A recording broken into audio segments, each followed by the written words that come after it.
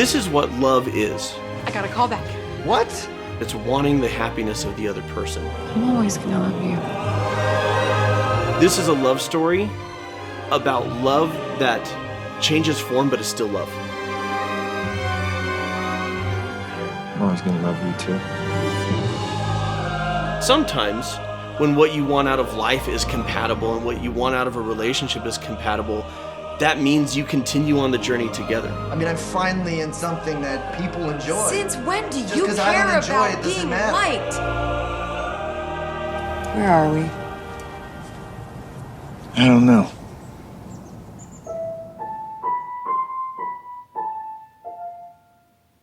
And sometimes it means I'm always gonna love you.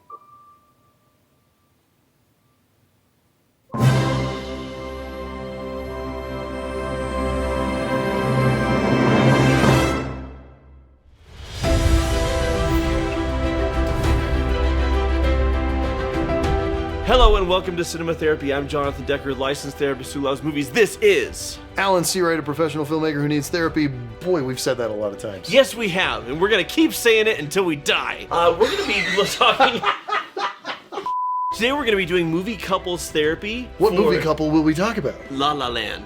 Sebastian and Mia, Sebastian and Mia. the greatest couple ever to appear on the silver screen. Definitely up there when it comes to chemistry. Ryan Gosling and Emma Stone are two of the best. They're so good at that. I want 5 more movies with them. So for movie couples therapy, you would think the object is how can we help these crazy kids stay together? Because controversially, spoiler alert, they don't. And a lot of people had problems with that. I have another take on it. Is it that those people are dumb and this was a perfect film and they shouldn't have ended up together? Because the movie isn't actually about them realizing their dreams together. It's about them realizing the Hollywood dream, and that's what the whole movie is. No, that's not my take, but I can't wait to hear your thoughts on it. You did already. My take on it is that there is a dance between self-actualization and romantic love. And how do you navigate those two core needs? You do it by making an homage to an old Hollywood musical. I think I hear what you're saying, but I don't think you're saying what you mean. Yeah, I don't think you hear what I'm saying. You're fired. No, that's what you're saying, but it's not what you mean. What you mean is You're fired. play the set list. No, I'm saying it's too late. It's a warning. Where are you from? Don't You're fire done. me, but don't fire me. I'm sorry, Seb. It's Christmas. Yeah, I see the decorations. Good luck in the new year. J.K. Simmons is a Tucci. He's so good. He's so good. And Ryan Gosling plays, like, weirdly dejected, slight loser so well. I just heard you play, and I wanted.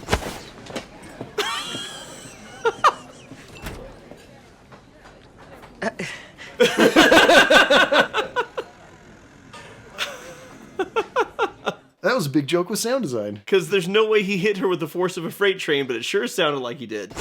Mwah. Okay, so this is the best worst meet cute in the history of It's movies. so good. Coupled with when they first meet on the highway, she flips him off, right? And now she wanders into this club and sees him doing what he's been fired before for doing, which is going off script, going off book, not playing the set list because he doesn't want to just sit here and go jingle bells.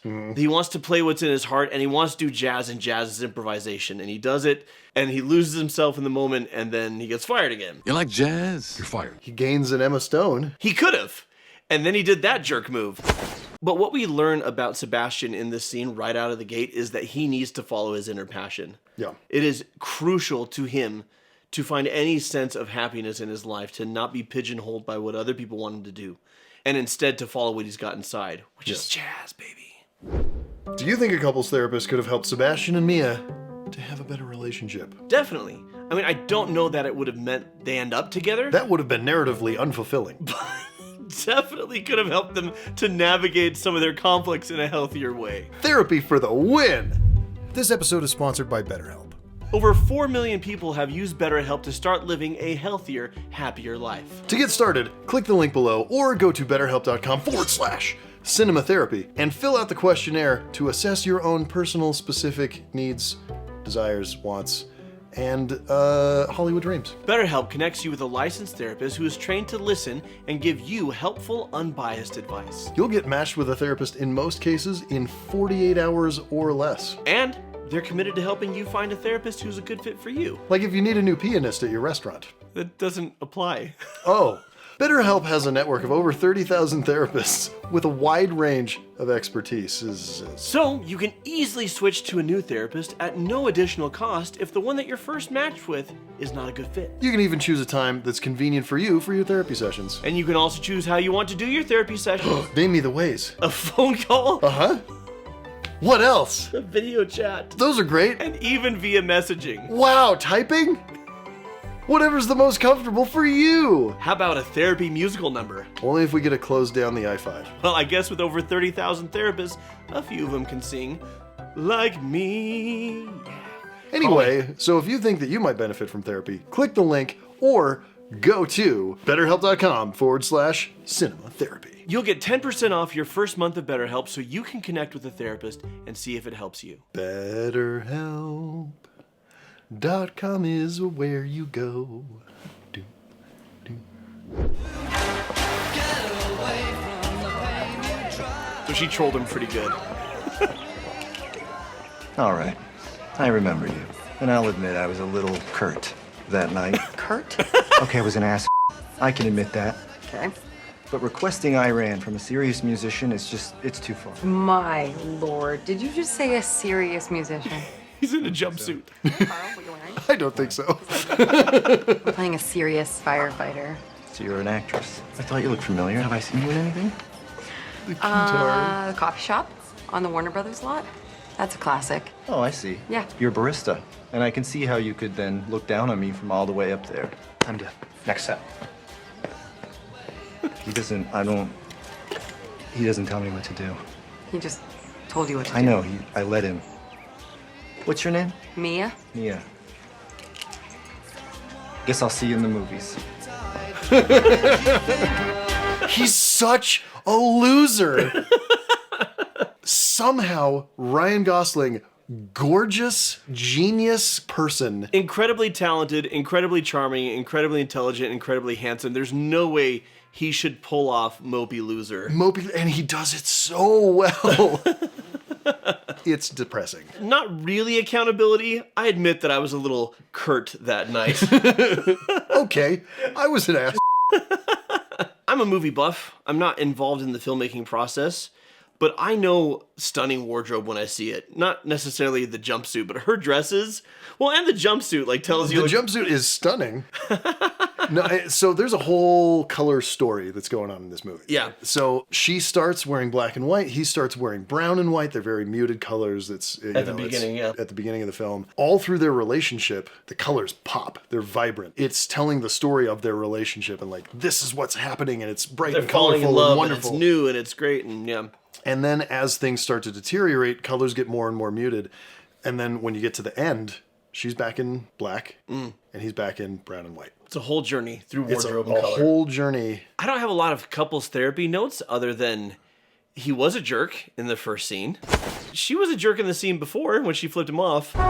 They're both wrapped up in their Hollywood dreams. Him for music, her for movies, and they're both moody and angry and hurting because those dreams aren't happening. Right. And so what they're not really realizing is it's spreading outward. And for whatever reason, it spreads outward onto each other. And he kind of takes accountability here. She never really does. Not in that way. But in this scene, he was so rude to her in the scene before that he kind of deserved what she did. Yeah. They keep running into each other. There's the party. There's this great walk at sunset. They sing and they dance together, but it's not an actual date. And they basically sing an entire song about how not into each other they are, with him sliding in little lines about, but you are into me, right? Like we're, but now that we're being serious. And he comes to visit her, and they have this little walk and talk on the set. I love that she works at a coffee shop. On the Warner Brothers lot. Yeah, super cool. Should have been a lawyer. Because the world needs more lawyers. It doesn't need more actresses. You're not just an actress. What do you mean, just an actress? You study yourself. You're a child prodigy playwright. That is not what I said. Well, you're too modest to say it, but it's true. So you could just write your own roles, you know? Write something that's as interesting as you are, and you don't have to audition for this. Yeah. Pishikaka. Look at Louis Armstrong. Pishikaka. You know, he could have just played the marching band charts that he was given, but he didn't do it. What did he do? What did he do? Well, he made history, didn't he? Well, I'm gonna stop auditioning and I'm gonna make history instead. Well, my work is done here. I should probably tell you something now, just to get it out of the way. I hate jazz. You okay? What do you mean you hate jazz? Just means that when I listen to it, I don't like it. Yeah, but it's such a blanket statement. You don't like jazz. What are you doing right now? Nothing. He takes her to a jazz club. So she hates auditioning. I relate because in college I did some acting, stage comedy, made movies with you. After college, I'm like, maybe I want to do some real acting. Signed up with a talent agency, did one audition, was so soul crushed by it that I said, this is for the birds. No, I'm not going to do this. Lady, why you be tripping like that? No, Jamal. You be tripping. I have so much respect for people who do pursue acting as their passion because this film captures just how hard it is to be judged within seconds of walking in, for people not even to give you a chance. Right? And how it's just breaking her spirit because she's got this light inside of her where she wants to not just perform, but as you've talked about so many times, acting is exposing yourself. It's exposing your soul. It's exposing who you are. It's feeling publicly. Yes. Because people say acting is just pretending, and it's not. It's accessing something very real and then laying it vulnerable before the world. And that's what she wants to do because it's meant so much to her to go to the movies, to go to the plays, and she wants to share that with the world. And what matters to him is the jazz, and he invites her to the club, and she sees it through his eyes, right? And what they bring is they have completely different passions, but they're revitalized by each other's passion. And, you know, as things start to unravel, their support for each other is still one of the healthiest things. It doesn't change at all. In fact, it's at the center of their big fight. Big argument, yeah. Well, whatever, all right? I mean, it's time to grow up, you know? I have a steady job, this is what I'm doing, and now all of a sudden, if you had these problems, I wish you would have said them earlier before I signed on the goddamn dotted line. I'm pointing out that you had a dream, that you followed, that you were sticking to. This is the dream. This is the dream. This is not your Guys dream. like me work their whole lives to be in something that's successful, that people like, you know? I mean, I'm finally in something that people enjoy. Since when do Just you 'cause I care don't enjoy about it doesn't being matter. liked? Why do you care so much about being liked? You're an actress. What are you talking about? Music stops. Yep. Man, such a well-written scene, and they're flawless in it.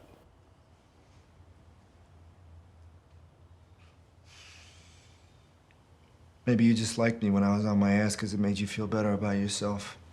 Oof. That one hit. Are you kidding? No?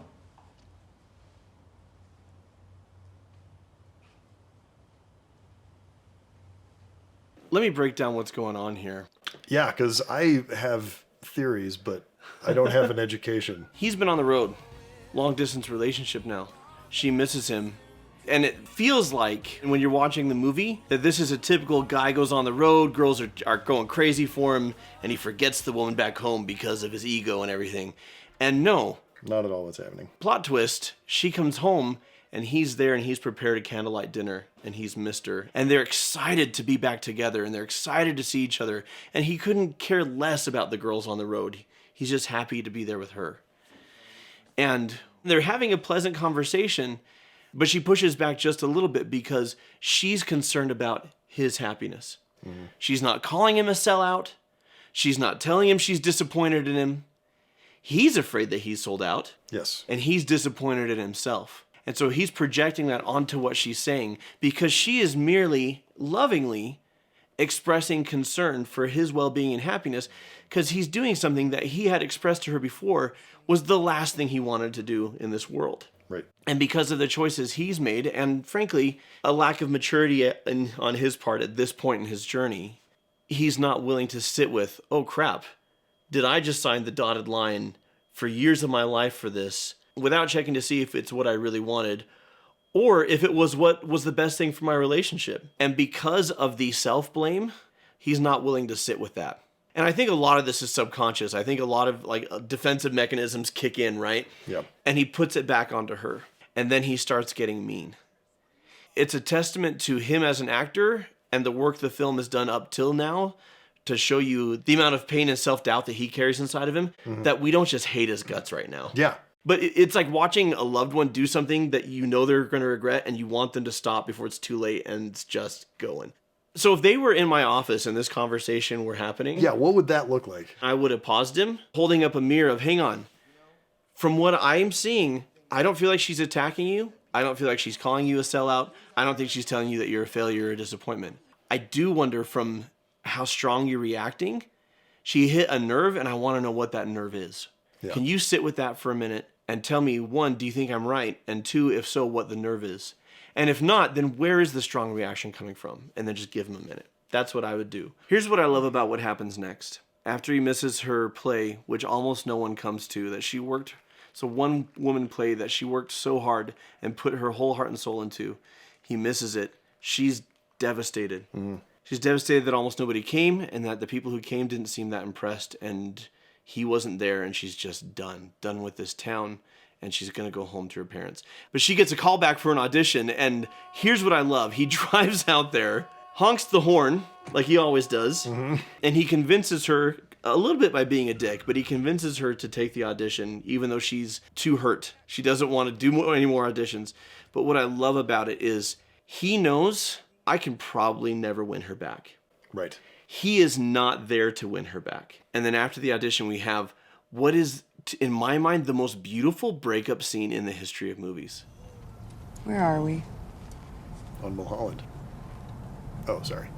Griffith Park. Where are we? I know. I don't know.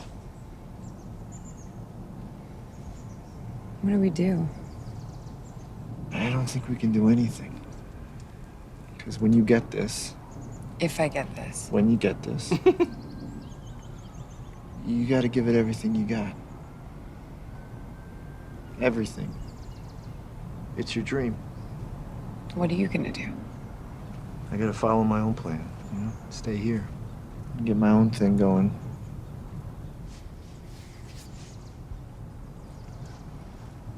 You're gonna be in Paris. Good jazz there. And you love jazz now. Right? Yes. Like, okay, that's all I needed out of this relationship. Not really. I guess we're just gonna have to wait and see.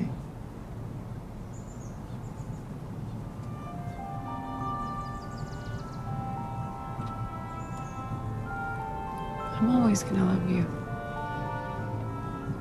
I'm always gonna love you too.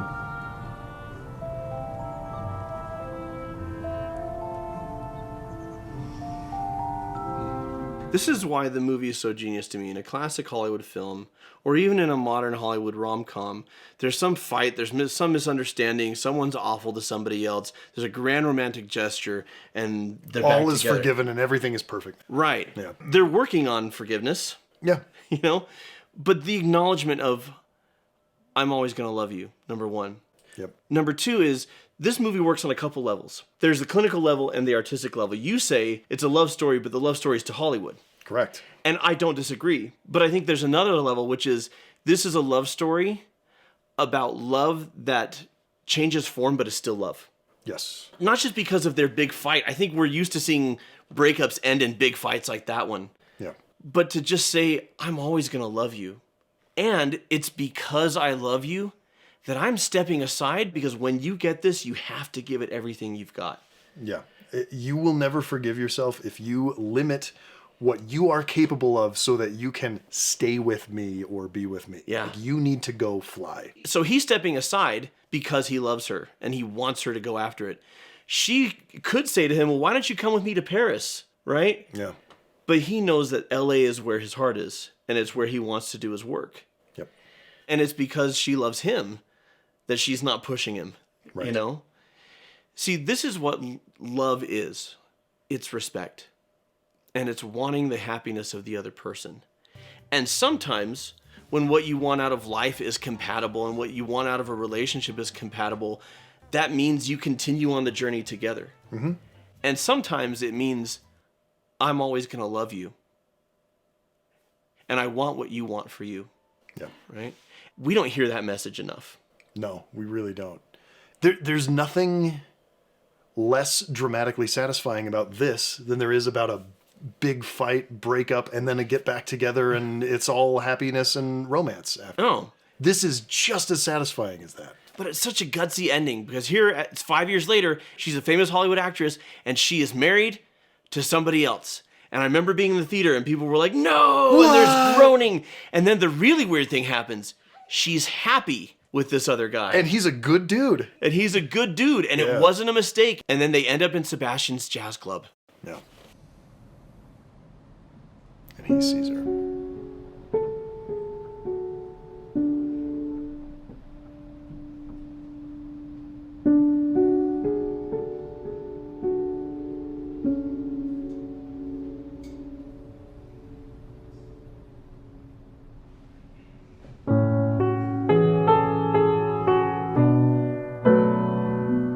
This is his song from earlier.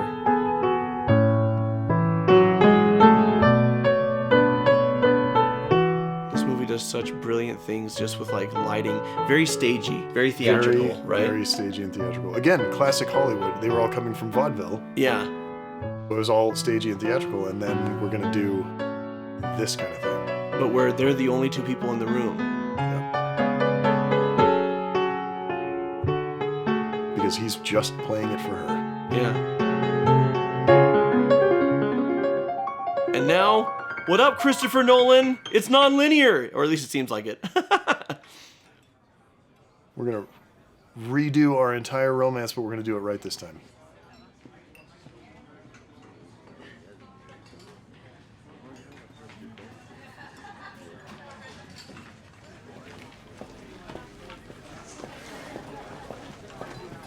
I just heard you play, and I want to...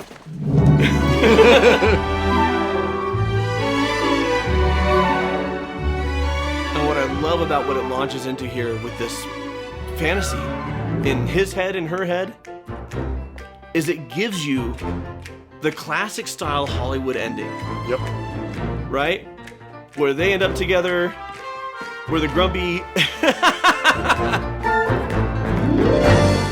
And we launch into this montage of what if they had made different choices, right? Yep. And had this ideal life, and everyone had come to her play, and he had said no to John Legend, and he was going to go right into doing his dream, and everything had gone just the way we wanted it to. And they entertained that fantasy. Musically, it's ingenious because it's reprising all of the major themes. Yeah. It's reprising in dance everything that happened in the film. And then, in addition to all the storytelling, just builds and builds and builds, and it's like this ecstatic swelling of like all the emotion and everything that could possibly happen, and it builds up to...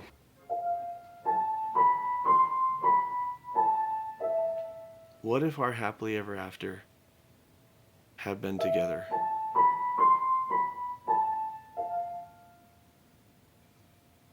And I understand why audiences were mad, why they're like, well, these two have such electric chemistry.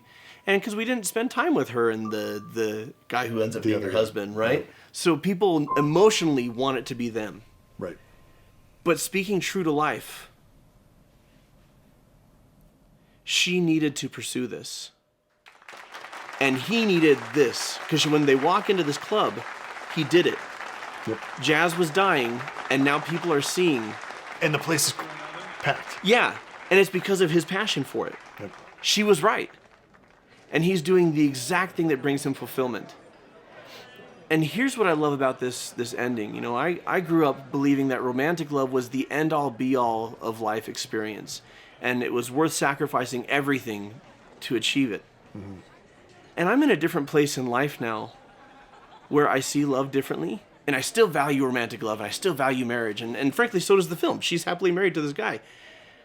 But love is a balance between love for self and love for others. And what they gave each other And you see it in this look. At the beginning of the film, she didn't love herself or have confidence in herself, and vice versa. Yep. And they helped each other get to a place they never would have gotten without each other. And what I love about the look here, the love changed form. Right? They're not a couple anymore. But they matter so much to each other in each other's lives. Yep. 1, 2, 1, 2, 3,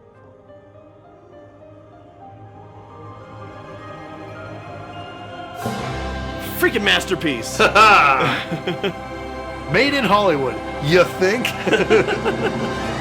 Made in and about Hollywood. Gosh dang it. The whole notion that we have in our heads the way we think our lives are going to go, and we have in our heads how we think our relationships are going to go, and almost all of us have a different experience than what we had up here. And yet it's still life, and it's still love, and it's still beautiful. Some relationships last and they go the distance. Yep. And they last your whole lifetime. And some relationships, it's like, we're going to go in different directions now, but that doesn't mean that the love has to be lost. And it doesn't mean it has to be ugly or nasty. And it doesn't mean that it was meaningless. Yeah. If you spent 5 years with someone and you learned and you grew and you changed and it ends, you didn't waste those 5 years. No, not by a long shot. They ended on this beautiful place of, I'm always going to love you even if we can't be together, right? Mm-hmm. And it's easier to say that about those types of breakups. What about the breakups that are ugly, right? They still taught you. Yeah. And some of you are watching like, no, that set me back. That relationship set me back and pounded me into the dirt. And maybe that's true. But the wisdom and the empathy and the compassion will serve you in your life and will serve the people that you connect with in an incredible way. Yeah. Life has a way of doing that. So, final verdict, movie couples therapy. Oh, well, Would you help this couple or did they nail it? I think they made the right decision for them, honestly. Yeah. In couples therapy, all I would do in this process is give them permission to explore all their options without judgment, right? Yeah. If you stay together and that means sacrificing your dream or changing your dream, that's not wrong. If you say we can't be together because we're going to pursue this, that doesn't make you a shallow, selfish person. Right? It just comes down to being honest with each other and exploring that without judgment and then figuring out what it is that you really want. And if what you actually want is compatible with one another, or if not, that you can part with love and respect and well wishes for each other, and that's also fine and that's also beautiful. So until next time.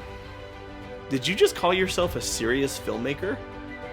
I don't think I said that. And watch movies. We want to thank our patrons who get all sorts of exclusive bonus content, deep dives, making ofs, outtakes, sketch comedy, short films, all sorts of stuff that's coming up. So much stuff. Folks like Melissa Stewart. Connor Connor? It's Connor if there's one N, right? BD. Just that, but I'm going to assume it's BD Wong. Hey, BD Wong. Natalie Kelly. And Molly Justin. All right. We love you. Thank you for supporting us. Even you, Molly Justin, who has a first name for a last name and a first name for also a first name.